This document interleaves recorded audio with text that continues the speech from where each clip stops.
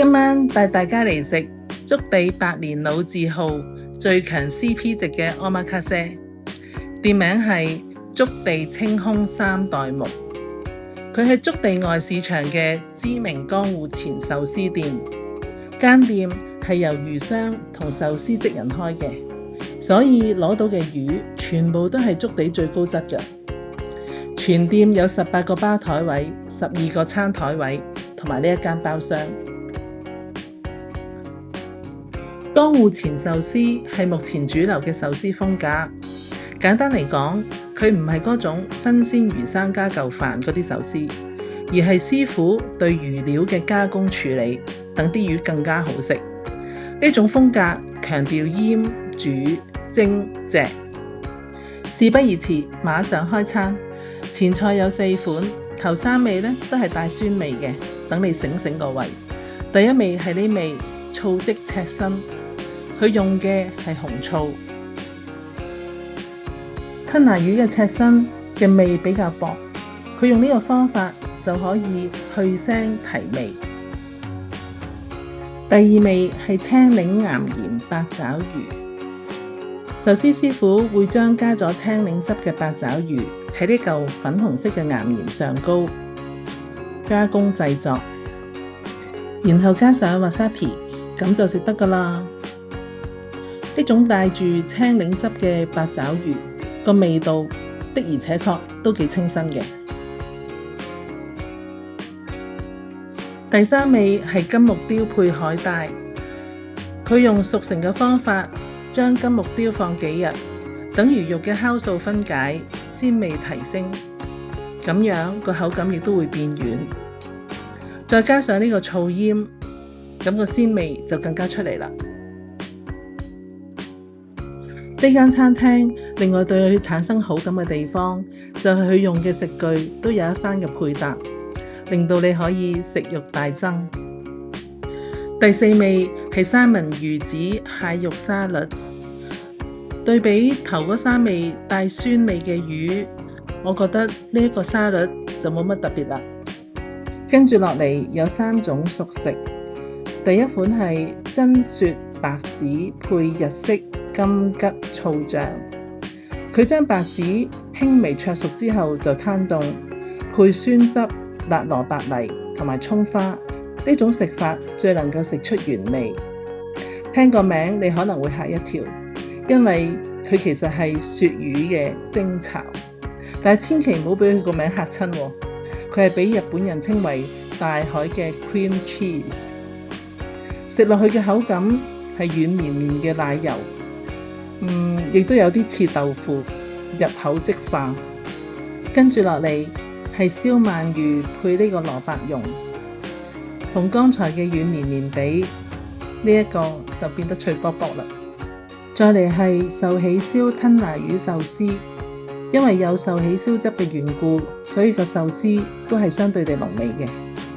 跟住落嚟會有9款嘅魚生壽司，打頭陣嘅係石斑界嘅 Rolls Royce 九潰壽司，佢嘅肉質好彈牙，而且有一股好清甜嘅魚油香，好有驚喜。再嚟係斟魚壽司，呢款壽司冇乜特別。跟住就係北寄貝壽司，呢個北寄貝非常之咁爽脆，好值得一試。嚟到活車海老壽司啦，師傅先將蝦肉灼到半生熟，咁樣可以令到蝦肉嘅蛋白質轉化成為更濃郁嘅甘甜味，而且顏色仲會變到紅白相間，非常之咁靚。食落口感非常之咁彈牙，唔會好似生蝦咁腍，佢嘅香味仲非常之咁濃郁。終於大拖羅壽司出場啦！雖然佢油脂極為豐富，但係因為配住紅醋飯，所以完全冇呢個油膩感，只有滿滿嘅魚油香。跟住有海膽壽司，再嚟嘅就係隻燒絲魚壽司。呢個隻燒去做到外脆內嫩，哇！真係好味到不得了，係隻燒系列嘅王牌啊！跟住就係星鰻壽司，佢用咗甜醬汁煮過，所以都幾好味嘅，入口即化。最後係鐵火卷玉子燒，喺鐵火卷裏邊佢有黃色少少一粒粒嘅蘿蔔，所以都有啲脆口嘅。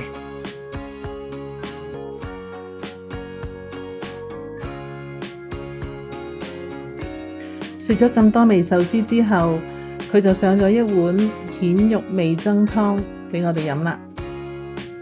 個湯有少少鹹，蜆肉亦都好細粒。甜品係伯爵茶雪糕配花豆朱古力。乜嘢係花豆？喺第二日我行築地市場嘅時候，又俾我見到喎，俾大家睇下，呢一隻就係花豆啦。只不過呢，佢就糖漬咗，所以個顏色呢就變咗紅色。今次我係經 AE 白金卡幫我訂位嘅，訂嘅係13,200 yen 一位嘅18品 omakase。如果有興趣嘅朋友，即管去試下。第二朝瞓醒覺，我哋又搵食啦。今次我哋係食一個好精緻嘅和牛懷石料理嘅早午餐，店名係叫做番手十番。朋友話一早食燒肉會唔會好肥膩啊？冷靜啲，今次我哋慢慢睇下呢個精緻嘅和牛懷石料理究竟係點樣嘅。我 book 嘅時間係10點半，所以間鋪頭裏邊都冇乜人，可以慢慢咁影俾大家睇下。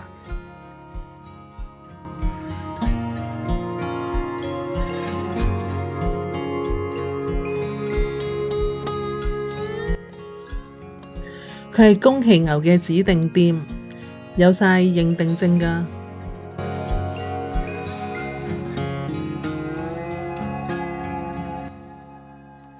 上完茶之後，好快我哋嘅早餐盒就嚟啦。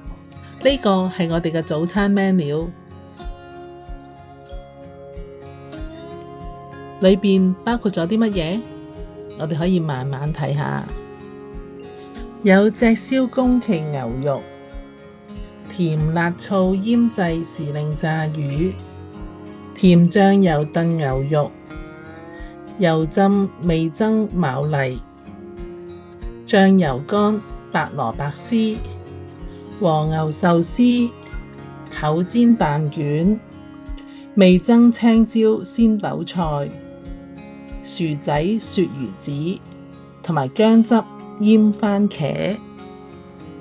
而呢邊就有蘑菇沙律、蝦仁銀杏蒸蛋、壽喜燒牛肉豆腐、魷魚高湯蘿蔔同埋杏仁布丁。呢個包羅萬有嘅和牛懷石料理係咪好精緻、好靚呢？